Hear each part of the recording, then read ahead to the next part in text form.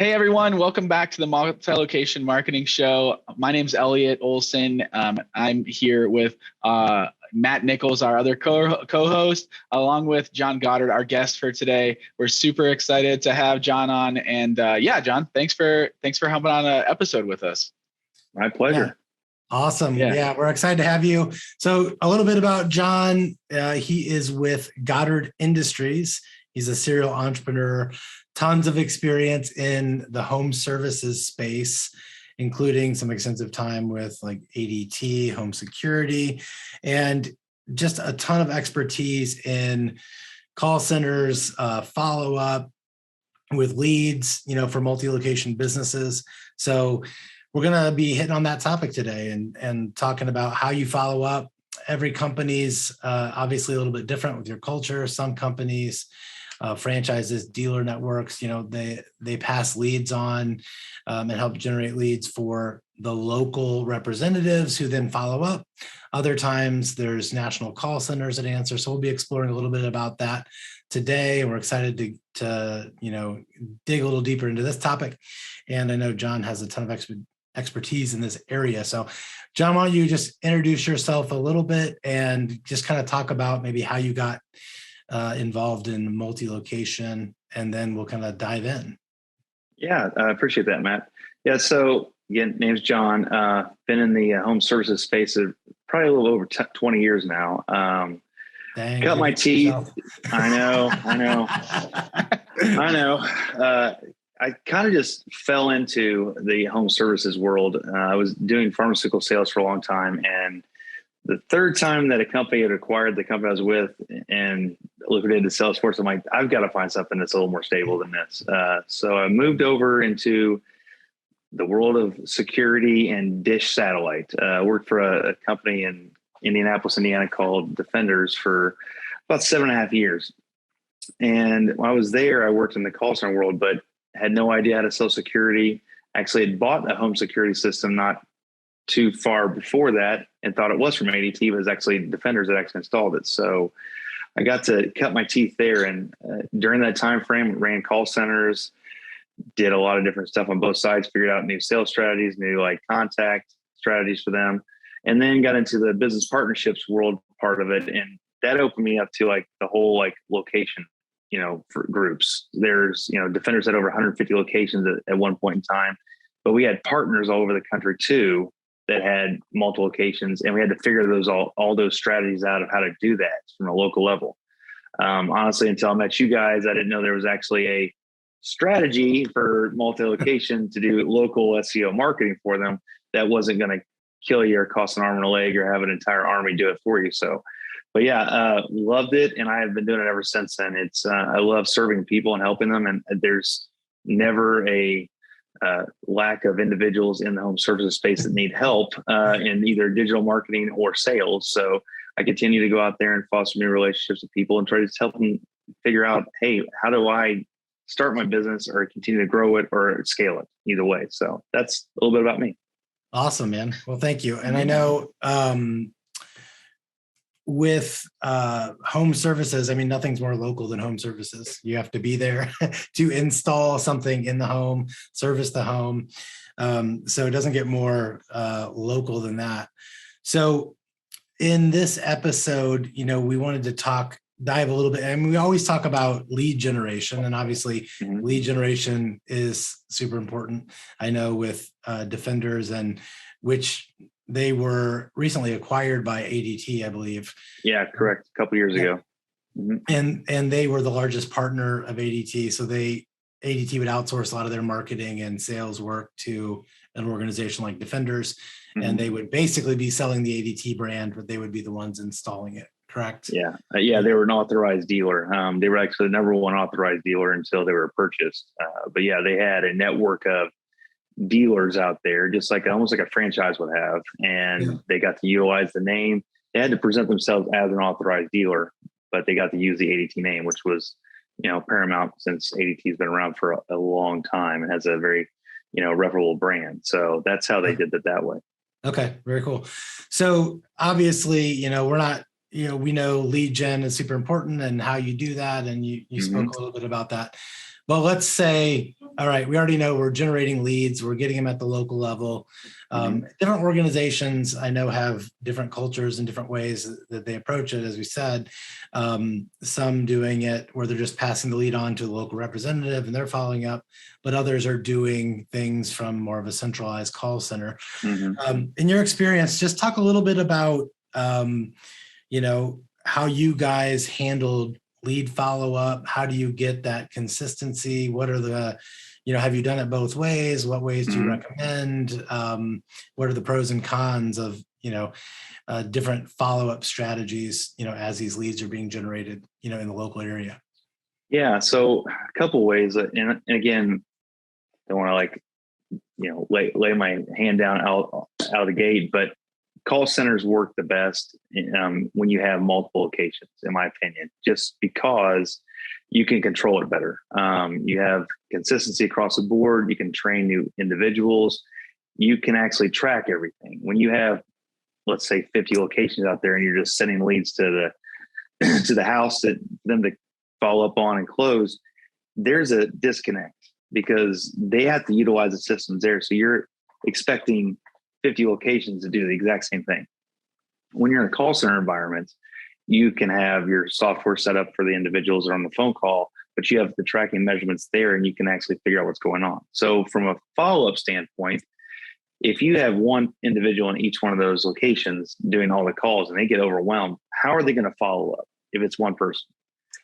The way we overcame that at the call center level was we decided to create an entire team that did follow up, and that's all they did. So the original agent would take the call, and if they couldn't close it on the one call close, because again, when you get a lead in, it's speed the lead. So if you don't answer that within a few seconds of someone filling out a form, someone it's going to go somewhere else. They're going to go to the next location, next person, next. Yeah, I've heard it's what if you're not within the first minute or something, just falls up the ability or the percentage of people that you actually will connect with and can get to the next stage. Yeah, especially if you're using a lead aggregator out there that's probably sent it to 4 other, individuals as well. Right. It's very hard anymore in this day and age to be the unique owner of a lead unless you're doing it yourself, unless it's your own local SEO that's driving for your own website. But back to the part of it, if you don't answer that call in the first, 5 to 10 seconds of it being live in your queue, basically from a standpoint of the individual and the calls are answering it, it just starts to age right then. But the great thing is within the first 30 days, because some people that call and they just want to inquire. They don't actually want to make a decision. And if the salesperson cannot get them over that, line to get them to say, yes, I will today, then you need to have a follow-up strategy. And that's what we're doing there. And it varied from different aspects of call in the morning, call in the afternoon, call at nighttime. It's when your call centers are open. You have different leads from across the country that you're dealing with as well, different time zones. So you have to have stuff set up, but you need to have individuals that can talk to those and honestly take a lot of no's. I think the average call center individual who's doing the callbacks did about 100 to 150 a day callbacks. So, and then you would age that out. So honestly, after the first 10 days, that lead might just be stale, but you can also now incorporate email if you have the emails there or text messaging. So there's other strategies that have developed over time that are actually working better now. But if you got to have someone that's following up regularly, and then you got to have a system that can actually track what did this person, agent A, because agents different, they're not working 24/7. So a different agent's going to be calling. So it's just a number.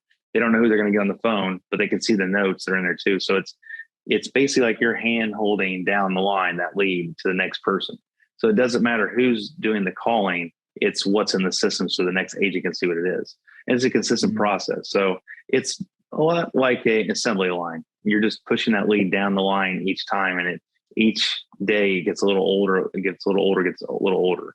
That also works in the same process if you're doing cross sell. So once you get that lead to this point and sell one product, get that all accomplished and done. If you want to do a secondary product, you have to figure out how far down the road do you want to follow back up with that person, because this is your beholden deal. You don't want to lose that one. Your primary business for the next one.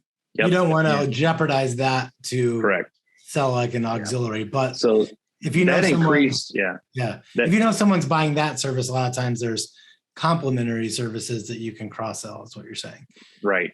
And we did a really good job of closing on the first call close, and I've seen other organizations do very well. So like on average, you're going to see, especially from leads from the internet now, 10 to 20% close rate on the first time close when the call comes in. But when you add a follow-up system to it, and it doesn't need to be 100 reps, it could be 5. I mean, you're going to get a 5 to 10% bump up on the second time closing that deal as well. So it's important to have that follow-up. If not, you're burning a lot of money, you're leaving a lot of money on the table from a lead generation standpoint. And home services is one of the most competitive landscapes for PPC, buying leads from other groups. So you need to make sure you're spending your money well, or your MC, your marketing costs can go through the roof based on how you're getting your leads today. So, right. So what I hear you saying, like, and I know because we've worked on some programs together where, you might have group A that you're sending leads to, and they're closing at a certain rate. And we've seen like group B, you might think, hey, these guys are the same. They're selling the same exact product, but group B is closing at half the rate as group A, right? Yeah. So same leads, same information, and I would say, based on what I've seen, it's all about the talent, the training, and the system of group A versus group B, sending them the same leads. One's closing double the amount of leads as the other one. I mean, is that pretty common? And does that really speak to kind of what you were saying of, kind of building processes and training? I would agree with that. You have process in place, but you're always going to have, let's just split them up and make it simple. You're going to have an A closer, a B closer, a C closer, and a D closer. You're going to have new agents coming in all the time as well. So they're not going to be an A closer out of the gate, but in 90 days, they could be. So you also want to make sure that your best leads are going to your best agents. You don't want to ruin one of your best agents by sending them maybe a newer program that is not even off the ground yet. We haven't worked all the kinks out of it yet. So you don't want to overwhelm them. And is again, that based on like messaging and like the right things to say that you're trying to figure out? Like, how do you get, I guess, from, you're getting all these leads in. I guess a huge deal if you're doubling your close rate, right, on the same marketing spend. So like how do you get from, point A to point B, I guess? What has your experience been in that? It's a good question. So when you're tweaking, like the way we did it there, and I've seen in other organizations that's worked really well too, is it's not you're like cherry picking the leads, but you're trying to find out which lead source has the highest close rate based on, you have to put in a formula. Is it baseline's 100 leads and how many agents close that out of that one? Is it only on weekends? Like you kind of have to take enough data over time. So like 90 days is a good baseline to see what a new campaign is going to do. But you can generate it faster than that. So you can see what's going on that over a couple of weeks as well. But the longer the campaign's going, the more data you're going to get, the better off you're going to be able to determine who should this be going to. So skills-based routing is what we always called it. And I've seen other organizations do the same as well. It's like based off their close rates on these type of leads, where do you rank at, and when should you get a phone call faster? Should you go in faster than the guy next to you, or should you get, 10 leads a day, no matter what it is, and you just, you get the luck of the draw. So to combat that, we always looked at it like what was the best, close rate on the leads, and give those to the best agents at that point in time, because your agents are going to change throughout the day. You're going to have different ones coming on. So some call centers will work their agents 8 hours a day. Some will only do 4, some do 6. It's all dependent on what product you're selling and what's the availability. And now with the whole, pandemic's happened in the last several years, a lot of people are working from home. So they get an opportunity to like live their day and jump on when they want to, and take calls as needed. So some might work 12 hours a day because they want to make more money. And it depends on how you're paying them out. Is it commission based? Is it going to be a salary plus commission? So a lot of different organizations across the country are doing it differently now. But again, it still goes back to the call center seems to be the best working model if you want to scale to multiple locations at the end of the day. Is there like a size, like, is there a size in terms of amount of locations you need to be at that a call center makes sense? Or is it something like, I have 5 locations, like I can consider a call center solution for that. Like at what point, like I guess what size, and then also how do I determine, like, do I build out my own thing and do I work, or do I hire, a company that does this to satisfy it? Those are great questions, Elliot. My experience is this: I've seen guys and gals that have 3 locations and they outsource everything to a call center because then you don't have the overhead again. So that's another part of it. You've seen owners of franchises like, I can't take all this stuff, I need help. And then an owner, like the franchise, go, we've got 20 locations. They will invest in a call center that's probably closer to the corporate headquarters so they can manage that. I think the sweet spot is once you get past 5, you need to start to figure out some other solutions, because you're just going to keep adding on more people, more headaches without processes. And then you have to manage all those people. And it's harder when you have them spread out to like continue to develop the process and understand what they're doing. So without developed and tested processes, you can't scale. So at 5 is when you need to start looking at the options of, do I go to a call center, or do I continue doing the way I'm doing now? You'll see this in HVAC a lot of times. They'll have multiple locations, but each location is doing it differently. They have a individual answers the phone, or they might have 5, but they're rarely doing call centers. The ones that have scaled into multiple cities, they usually have a call center. That's what's worked best for them on that part. Satellite, some of the smaller ones, they could probably do door knocking campaigns across the country and still make that work.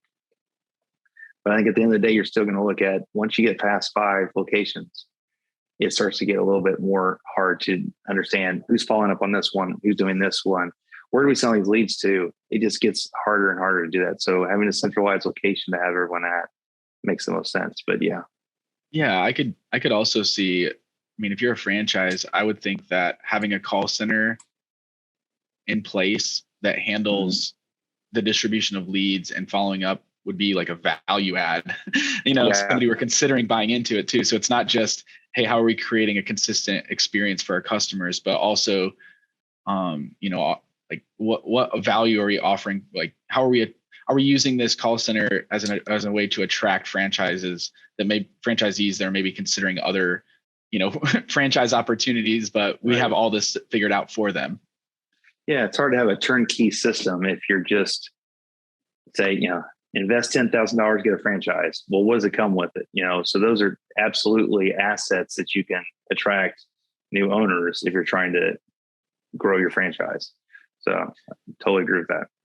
Yeah. And it blows me away how many times I see businesses that you're giving leads at the local level and they're just not following up with them, or they go, I get a lead in at 3, they leave me a voicemail, and then I'm trying to call them back the next day. And literally I can't remember the metrics, but it was something like, 80% like falls off after the first few minutes. Right. So like you get that age and then you can follow up, but like so much of it is, I think, timeliness, having somebody there to pick up the phone when it rings, or I know there's live transfers now you can do, directly from a website or a digital ad where they can just hit a button and boom, connect, because so many people are on their mobile devices now. But if you don't answer the phone, like your chances of closing that become, exponentially lower, like by the minute, right? Absolutely. So having some kind of a system to take care of that. And then I think the other side of it is your messaging, your follow-up, being able to connect. I know a lot of people now are, when we talk about messaging, that could be a whole podcast in of itself, right? Like, what do you say? How does that sales process go? Refining that, and then making sure everyone's doing it the same, and then being able to tweak it and kind of train people up, because, if you're selling windows, it generally doesn't matter as much where you're at, because it's very similar. But do you see that, like, is that important? Like, is messaging change depending on, what part of the country they're in at all? Or do you see it being pretty uniform generally? So I've seen both. Our school of thought, from where I was, cut my teeth at, it was, this is the script. You don't change it no matter where you're at. But we would see anomalies all the time of, this person sells way better in the East Coast than they will in the South, based on how they talk to those individuals. Are they more direct? Are they not? So there is a lot of programming today that you use in softwares that will tell you what's the personality type based on the first 30 seconds or so of a conversation. So that you can change how you're discussing the process, the product with the individuals. A lot of people want to get away from a script. A script is basically like, if you're bowling, here's the gutters. It keeps you out of the gutter. That's what it does. And I think scripts are very valuable, because a lot of times individuals on sales that are doing it maybe the first time, or it's a new product, they don't know how to overcome the objection. And that, at the end of the day, is where it really is, where the rubber meets the road for that one, is, can they overcome the objections? Because a lot of times if you hear agents, I got to talk to my wife, or I got to talk to my husband. Okay, great. Call us back when you get a chance.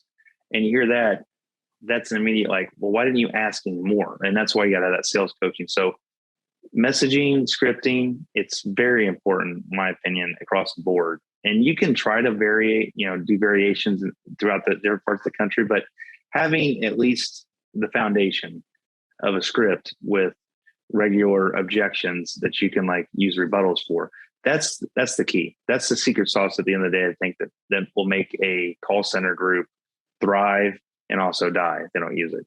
And it's the only way that a manager can actually understand, are they doing it the right way? Some leads will come in, lead sources that are completely out of the blue, that are different, that will not work with. And you may have to find some other solutions for that one, but that's not a normal day-to-day issue. But yes, having scripting, messaging that's consistent across the board, where, if you stick one agent in a pod that's brand new around a bunch of great agents that are doing well, they'll pick up on that and listen very easily. If you have one rogue agent that's saying something that's completely out of the blue, that's getting them more closed deals, that is it's like cancer. It'll run right to the rest of the call center. They'll all start using that one rebuttal, and it may be off script and may not be true as well. So you have to make sure that you're staying in compliance, that everyone's doing what they're supposed to be doing that. So I agree with you. You've got to have the messaging that works best at a whole for everyone. And then you can change it a little bit, because every agent will put a little bit of their own spin onto anything they're doing. Sure. And I know I've listened to a ton. I'm sorry. I've listened to so many calls from programs that we run where you're given leads and they're answering them at the local level. It could be the secretary or the office manager that's in there.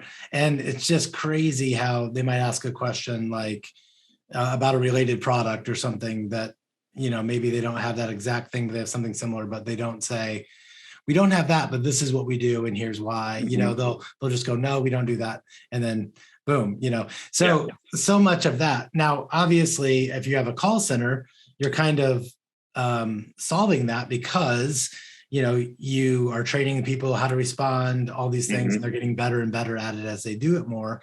And then, they're, like you said, they're feeding off each other as things are working, and right. continually honing that in. But in some multi-location scenarios, let's say you have a network of independent dealers, or culturally, the dealer or your franchisees just want to work the leads on their own. Have you experienced that? And how do you, let's just say that's non-negotiable. Somebody can't do a centralized call center, so they are passing the leads on, but obviously we still want them to convert at the highest rate possible. How do you deal with those situations? How do you get better? How do you get more consistency and better close rates? In those scenarios? To me, that's SOPs, and that's training, and that's a consistent person that's coming around or doing. I mean, now we can do Zoom calls like it's a normal thing. If no one else is adverse to that now, that's what it is. And one-on-ones with your management.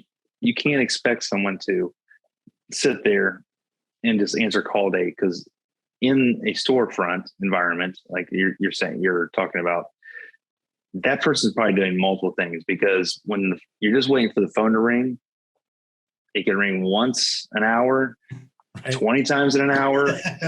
You don't know. And so if that's the way it's going, the only way to combat that is you got to have some kind of like centralized like reporting system that when the leads are coming in, so you can track it.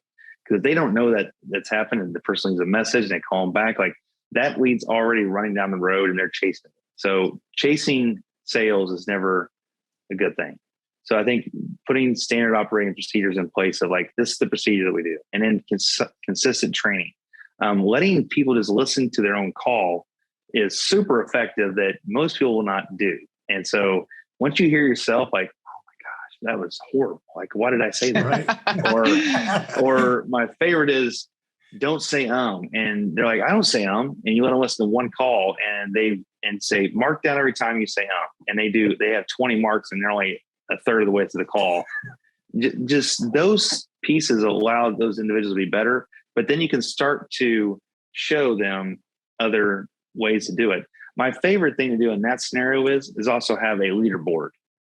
To show the entire company, like every franchise, like why they're getting better. Because at the end of the day, that franchisee owner is like focused head down on their one location. And if you want to make your salesperson better, competition is easily the best place to do it, but also camaraderie. So if you can have salespeople across the groups chat with each other in some kind of fashion, I don't know, Slack is a great thing to use. Yep. Any kind of like technology, they can talk to each other and help each other out. Because you're going to have new people, and there's no better training than one salesperson to another. Management's great, trainers are great, but the people that are in the weeds every day, dealing with the objections, helping those individuals like with a service, those are the ones that are going to help each other out.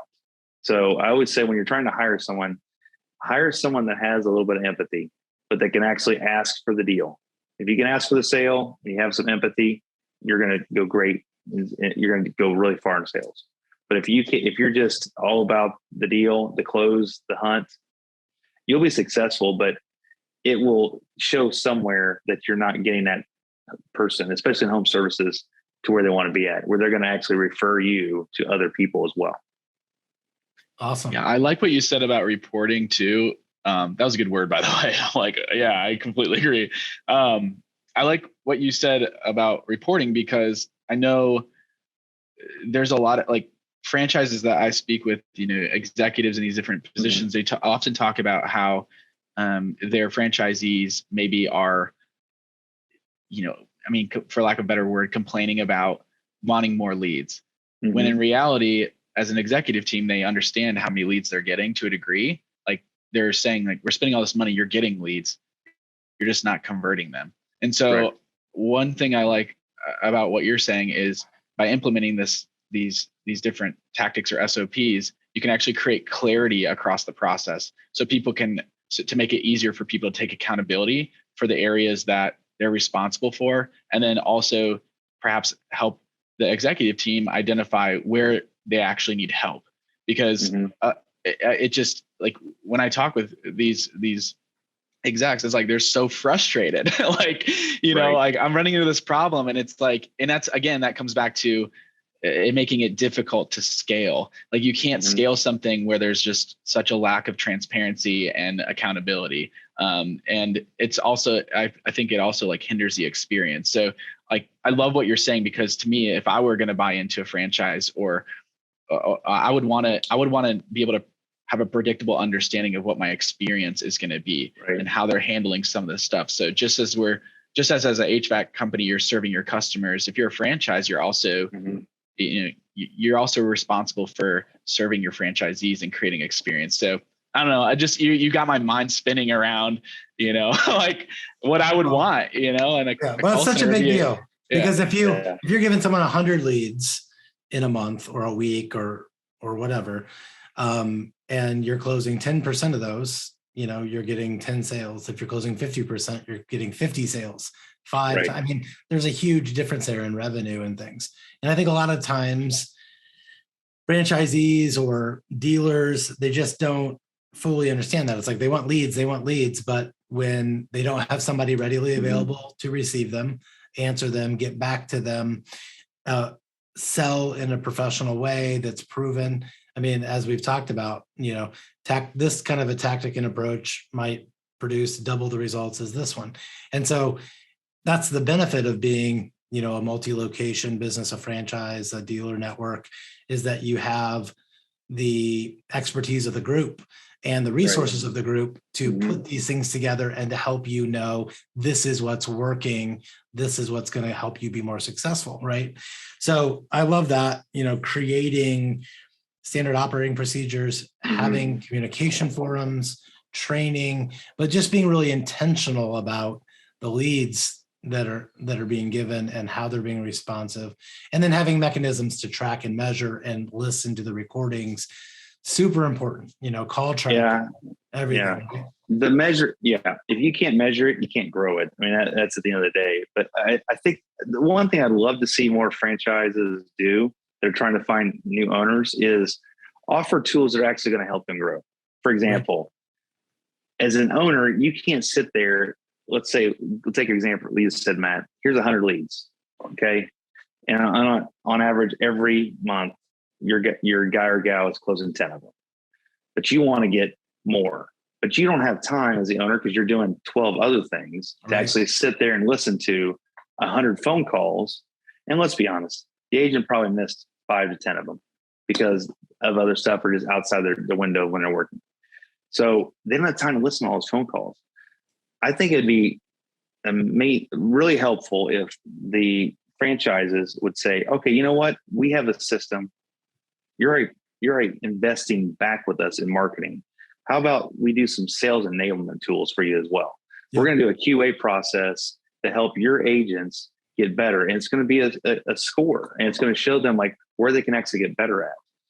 People want to hear how well they're doing, but the ones that really want to grow, they will take that constructive criticism that you're giving to them and show them like, here's how you can, and you show it like in monetized ways. Like if you do this and this, you can make this much more money every week. So you got to incentivize, but you got to measure. So giving those tools to those owners, it's invaluable, but a lot of franchises, they don't care about that part. They don't want to hear it. They don't have a team of individuals that are going out there to make sure that those, franchisee owners are best served. Because at the end of the day, that's who's building that brand for you, because they are in the local area. You can do a decent job nationally, but the grassroots part of it is where being local, and that's where it really starts to go. And you can't outrun a bad reputation. So if they would just help out more in that area, I think that would be a huge piece to get them to where they want to be at. Yeah, I think that's very much overlooked a lot of times. It doesn't make sense, but it does happen. So if I'm looking to implement some of these things, like what's kind of the tech stack that you kind of need in place? I know with VoIP, it's really exploded over the past, decade. It seems like there's a lot of really good solutions in place, maybe more cost effectively than there've been in the past. But what do you see tool set wise that you kind of need? What are some of the main, software components and things, to implement some of these strategies? I think if you're going to do something where you're actually, the phone calls part. So if you don't have individuals, like take door knocking out of it, because I think that's an entire different set of tech that you need, with iPads and technology and availability to actually upload a customer into it, and it goes to the actual operations part where they can actually schedule for an install.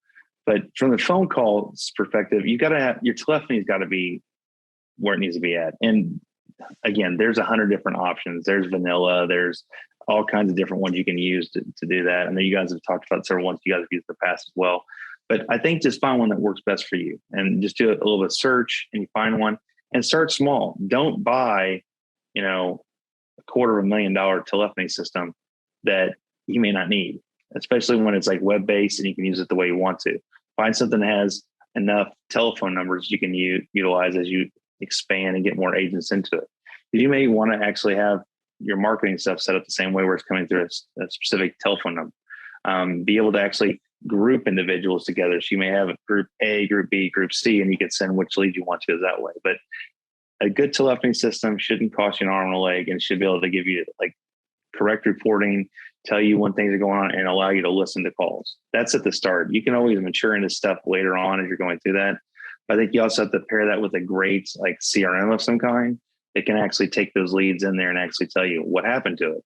And when you're doing other, marketing pieces of it, you may just be able to like, here's the marketing leads that are coming in, but then here's after we've talked to them and what happens after that. So you're following up with them too. So having a CRM where you can pass those things through and then paired with a telephony system, you should be able to get all your reporting out of that and have all the calls done at the same time as well.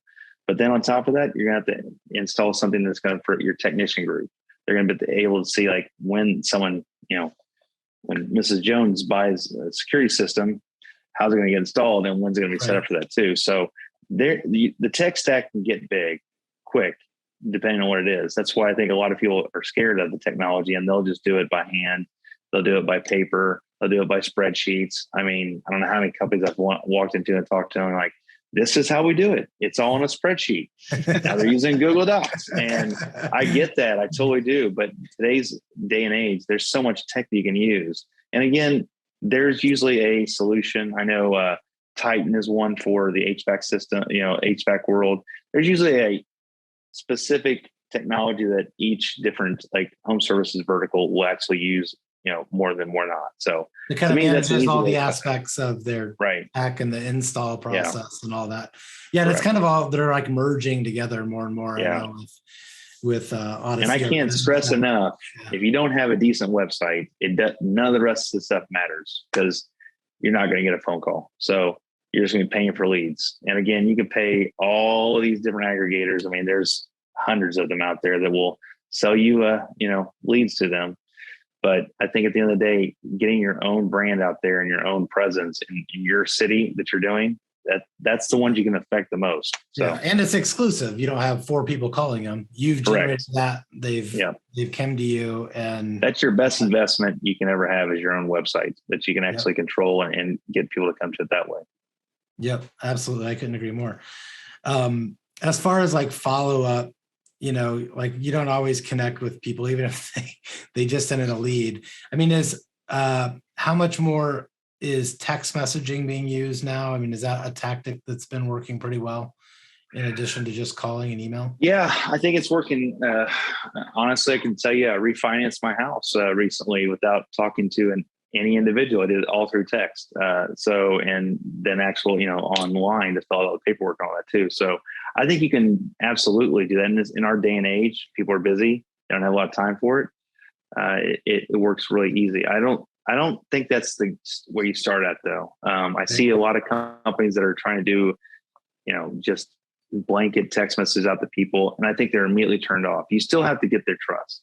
So Facebook messaging, Messenger is a great way to also like that with text messaging. Those two things work really well together, but you got to have a connection piece first. So they've come to the website, they're asking for questions. I think the more content you can create to get people to answer their whys or their pain points, that's going to get you more opportunities. But I would not use text messaging as a blanket to just throw out there. I would like an outbound.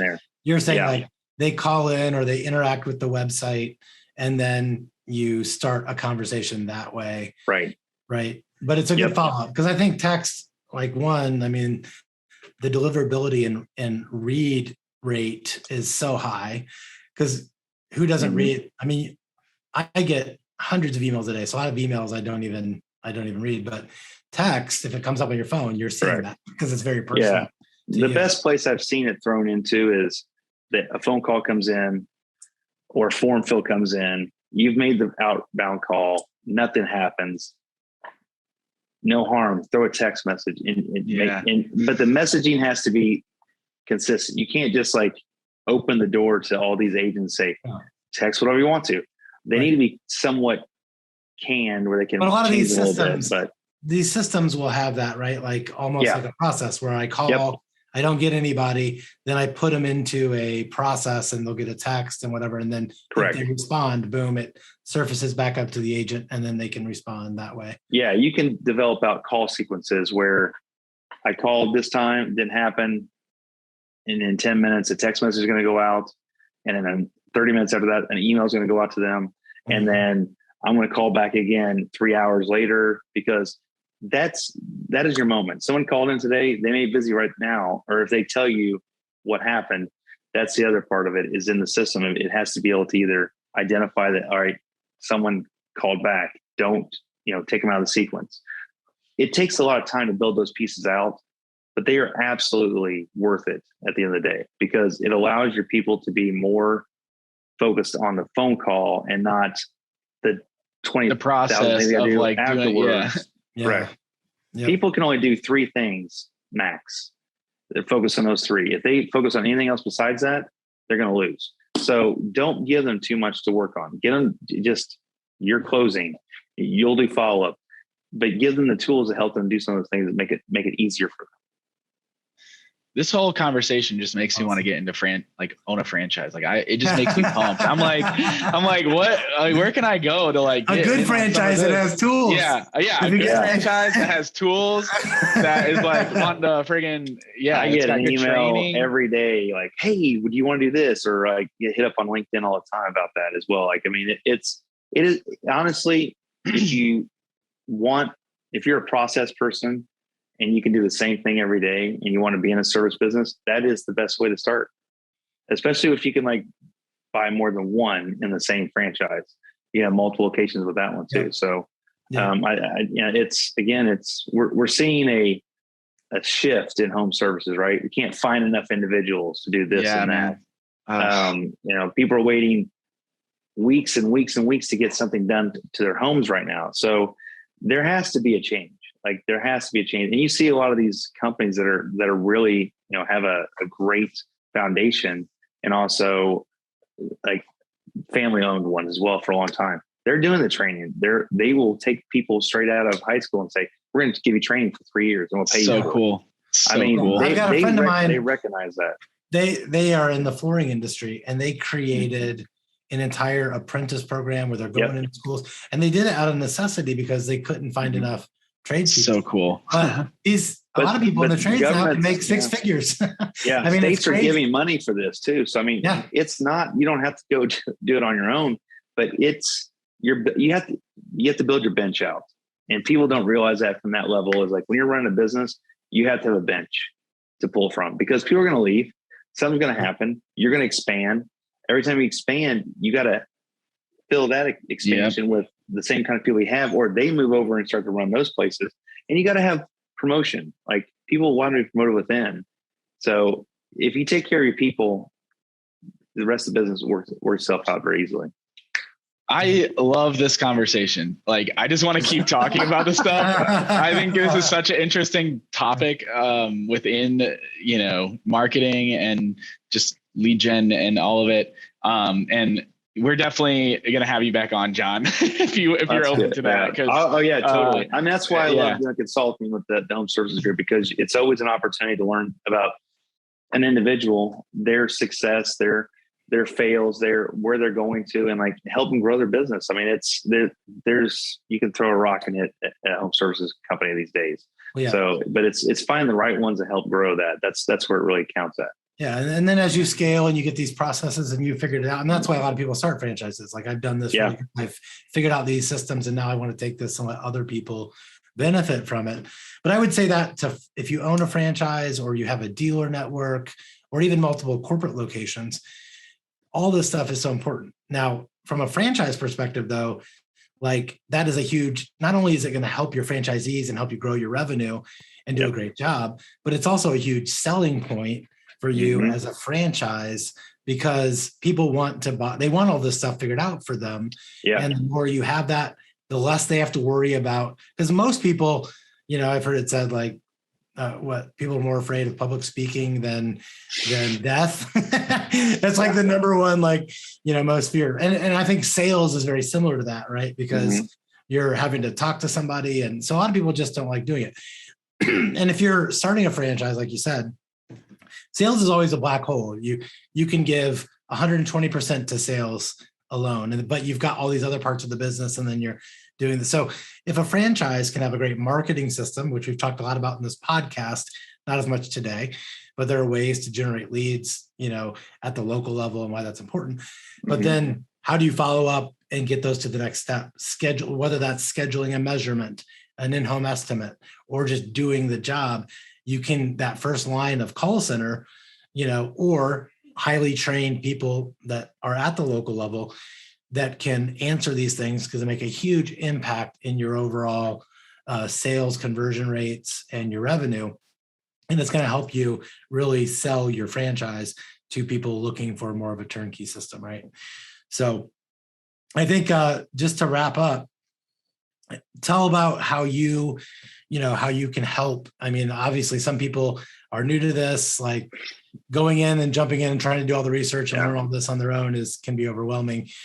How do you engage with people that are in this situation, have multi-location businesses, need to be able to do this at scale, whether it's through a call center or training systems that really help their local representatives? Talk about how you can help them and how people can kind of get in contact with you. Yeah, I'm on LinkedIn, so that's like my best resource, and people can find me there, and we can just chat. But that's what it is. It's a conversation.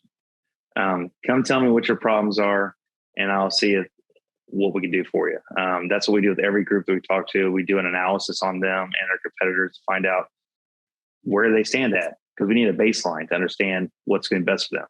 And then when I meet owners, there's one of four options. They're either they understand marketing and they're really good at it. They're good at sales. They're good at operations. They're good at finance. One of those four, pillars they're good at. That means they're not great at the other three. So that's where I look at to find their personality, what they're looking for, and then what is their why? Are they trying to grow? Are they trying to maintain? Are they trying to pass this off to the next generation? What are the options that they're trying to look at for the future? Because most people aren't sitting there looking in the rearview mirror. They want to know about, how do I get through today and prepare for tomorrow? So that's what we're going to do with them. We're going to sit there and talk to them and find out what their goals are, and then what the gaps are at, and what's the best processes, because we've got 1,000 different tactics, but I don't know which one's going to work for that person until I dig in and look under the hood and find out what they got going on. So until that happens, it's I don't like to throw, I don't like to guess. I like to have no cookie cutter solution. There's not, because if you do that, there are people out there, that's all they do is cookie cutter solutions. I'll build you a website for $100. I'll do this for this much, or I'll do a social media campaign for those work, or I'll give you a call center for this much. There has to be an ability to do each one of those. That's why I don't take on more than maybe 3 to 4 clients at a time anyway, because I want to be able to give them as much attention as they possibly need, but also let's solve the problems and get to the goals you want to get to. Yep. Awesome, man. So thank you so much for being on the podcast today. I've personally learned a lot, and it's fun. It's fun to, I don't know. It's fun to just hear what's I'm available working. Whenever, guys, but I appreciate the time too. Well, this is what I do every day. So I get to talk to individuals every day and find out how we can help them in whatever way possible. But home services is just a passion, because it's, my father owned a welding company when I was growing up, and he's always helped people. And we went to a lot of those companies and helped them get their stuff going too. So it's been a passion. So, but I appreciate you guys. Thanks a lot. Yeah, absolutely. And when you connect all those dots, it's just exciting to see clients do it. Right? Yes. Because you can do a good job of lead gen, but then you're not converting, or leads are being wasted. Yeah. But when you see them go from, this is what we do, what makes us unique and different, and they answer all those questions, they've got localized content information, they're ranking well, they're getting tons of organic traffic, they're doing digital ads or whatever other tactics, and they're coming back, they're generating these leads, they know where they're coming from, they're going to people, they're doing a great job of then communicating the value proposition that's going out the end, they're servicing them well, they're growing. Yep. There's nothing more rewarding than that when there's not part of it, and it's exciting because there's a lot of things to do in that, and a lot of people, if they can connect with people that know these aspects and how it applies, especially to multi-location, to franchise, to dealer networks, it is a different beast. And sometimes, they're talking to people that, well, I do that, but I've not really done multi-location, and then they don't. There's such a big difference if you are multi-location than if you're just, one national, kind of product. So what you do is super valuable, and I'm sure hopefully people will take you up on that and connect with you, because I think you can really provide a lot of value if this is an area they're looking to expand in. Absolutely. Appreciate it, Matt. Awesome, man. Well, thanks Elliot. again, John. Great. Yeah, thanks for being on. Thanks everybody for listening, and catch you again on the next episode of Multi-Location Marketing Show. All right. Bye. See you guys.